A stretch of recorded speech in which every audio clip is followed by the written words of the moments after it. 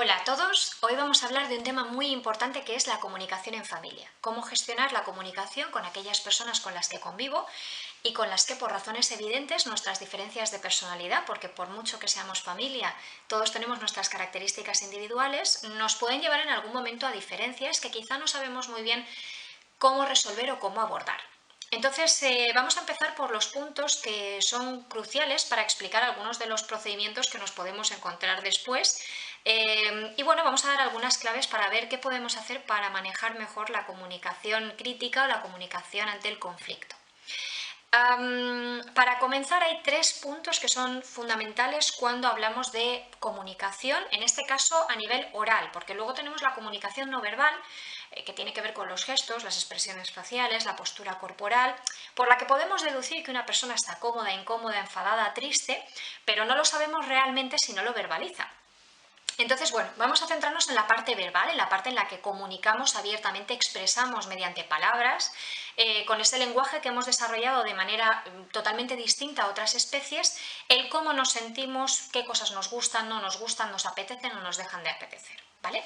Entonces, el primer punto fundamental es el qué quiero decir. O sea, vamos a ponernos en un contexto en el que hemos discutido con alguien y por alguna razón algo de lo que ha podido decir o hacer nos ha afectado. Entonces, lo primero que tenemos que estructurar es qué es lo que vamos a decir. O sea, de todas las cosas que han podido suceder en ese contexto con esa persona, qué es lo que yo necesito trasladar, qué contenido es el que yo selecciono para poner en bandeja delante de la otra persona, sea un hermano, sea un primo, sea mi padre, sea mi madre, para que la otra persona sepa qué es exactamente lo que a mí me ha podido afectar en un momento determinado.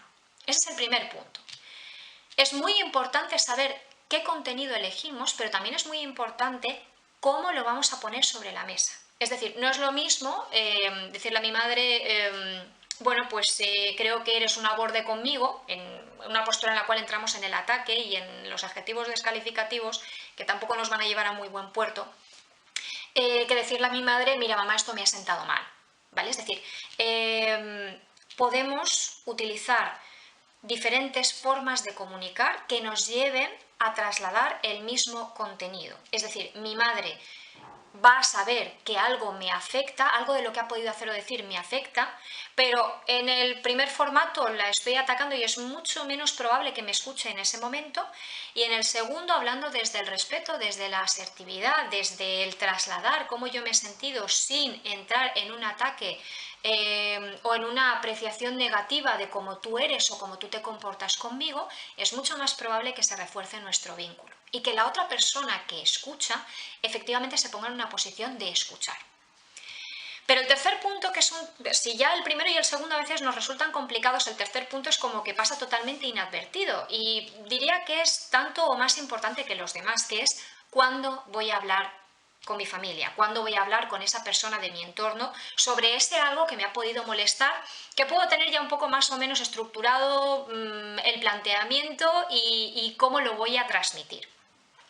El cuándo. ¿Cuándo voy a hacerlo?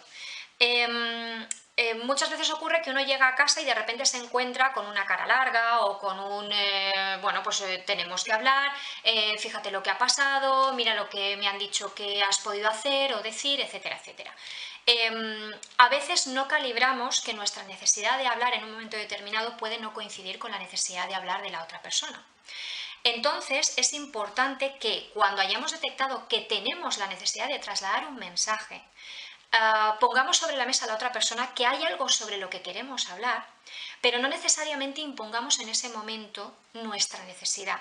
Porque si la otra persona tampoco está receptiva en el momento en el que nosotros queremos hablar, nos va a ocurrir un poco lo mismo que con el qué y con el cómo, que seguramente tampoco vamos a llegar a un buen puerto. Parece que esto es muy difícil, ¿no? Porque como que estructurar la comunicación parece tremendamente complicado, es como jugar sobre un tablero de ajedrez, pero en realidad son tres pasos que son bastante sencillos. Al final se trata de ser un poco capaces de atender a nuestras necesidades de comunicación, pero sin olvidar que la otra persona también tiene las suyas.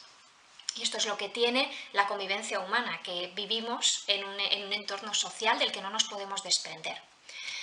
Esto nos lleva en sí a cuestiones un poco más técnicas de cómo manejar la comunicación en cuanto a, por ejemplo, la toma de decisiones en familia, ¿no? Esas diferencias de las que hablábamos al principio hacen que muchas veces para llegar a un buen puerto, bueno, pues haya como dos caminos posibles, o la imposición de una visión, que, bueno, pues tampoco es lo más productivo del mundo, o bien la negociación. En la negociación, cuando dos personas negocian, significa que las dos personas van a sacar algo provechoso para sí mismas, de alguna manera las dos personas van a ganar, pero las dos personas también van a tener que dar un poco el brazo a torcer, porque de alguna manera nos movemos desde el negro y desde el blanco hacia un poco la escala de gris. Entonces, las familias tienen que trabajar un poco esa flexibilidad, esa capacidad de establecer un punto de encuentro que a veces estará más cerca de un lado y a veces más cerca del otro, porque llegar a lo que es el punto equidistante es un poco complicado. Pero sí que se trata de que realmente las dos partes tengamos la sensación de que, bueno, se nos ha escuchado y, entre comillas, se ha atendido un poco a nuestra necesidad y se ha atendido un poco a lo que podíamos requerir en un momento determinado. La capacidad de negociar es muy importante, pero también es muy importante muchas veces ser capaces de simplemente escuchar. Vivimos en un mundo social en el que estamos acostumbrados a resolver. A mí me siento con un familiar o me siento con un amigo y traslado un problema, y esa persona sobre la que vuelco la información indirectamente percibe que yo espero que haya una resolución de mi problema a través de lo que me pueda aportar, de su respuesta. Cuando muchas veces no es así. Es decir, muchas veces cuando llegamos a casa le decimos a mamá o a papá o a mis hermanos, he tenido un día horrible, no esperamos que la otra parte le dé la vuelta. Simplemente, pues a lo mejor con un abrazo, con un... Pues ya ves, con lo que me estás contando creo que tienes razón. Es suficiente. Es decir, a veces solo necesitamos ser escuchados. Pero la otra parte puede no saberlo, también un poco por esta educación social de la que os hablaba hace unos segundos, ¿no? Entonces, no está de más que cuando simplemente queramos que esa persona de la familia o de nuestro entorno social sobre la que volcamos un determinado problema nos escuche, se lo hagamos saber. Oye, mira, te voy a contar esto, te voy a trasladar esto que me ha pasado, pero por favor no necesito que me digas nada. De hecho, es que prefiero que no me digas nada. Solo quiero que me escuches y que cuando termine me des un abrazo, me des un beso, me dejes que me vaya a mi habitación a seguir haciendo cosas. Solo necesito soltar. Y eso también está bien. Y eso también es proporcionar una buena seguridad al vínculo que existe entre dos personas. ¿Vale? Y por último, me gustaría recalcar, porque esto ocurre mucho, sobre todo en el entorno familiar, que a veces cuando hay un conflicto entre dos personas suelen aparecer otros miembros del sistema familiar para, entre comillas, intentar mediar.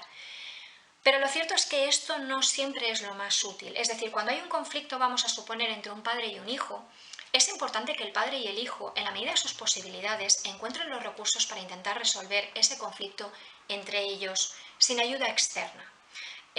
También va a ser una buena manera de reforzar ese lazo que los une, esa confianza que los une. Les costará más o menos, y a lo mejor otras personas de la familia tardarían menos tiempo en resolver o tardarían más o a lo mejor no lo resolverían directamente.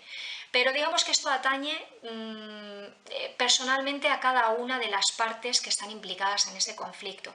Y tenemos que intentar en la medida de lo posible dejar hacer a los que forman parte de él para que resuelvan, para que intenten resolver como buenamente puedan.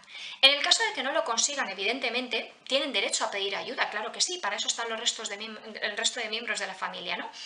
Pero dentro de todo tenemos que intentar dejar que las personas adquieran esa madurez relacional y esa capacidad de adaptación a cada uno de los vínculos que constituyen su familia y su vida, ¿vale? Y bueno, sí que para terminar me gustaría añadir lo que se conoce como el efecto cortafuegos, que básicamente es que cuando nos vemos inmersos en un conflicto no siempre tenemos a mano la capacidad, la habilidad de parar, sino que básicamente es como si lanzamos una bola de nieve cuesta abajo que al final hace una avalancha, ¿no?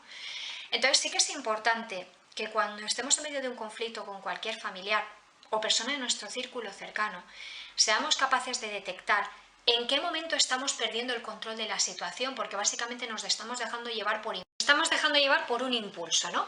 Entonces, en ese momento, no importa realmente quién adquiera el control de la situación, no importa quién tome el freno, pero es muy importante que el primero que se dé cuenta, la primera que se dé cuenta de que estamos entrando en un conflicto que no estamos siendo capaces de resolver, lo frene.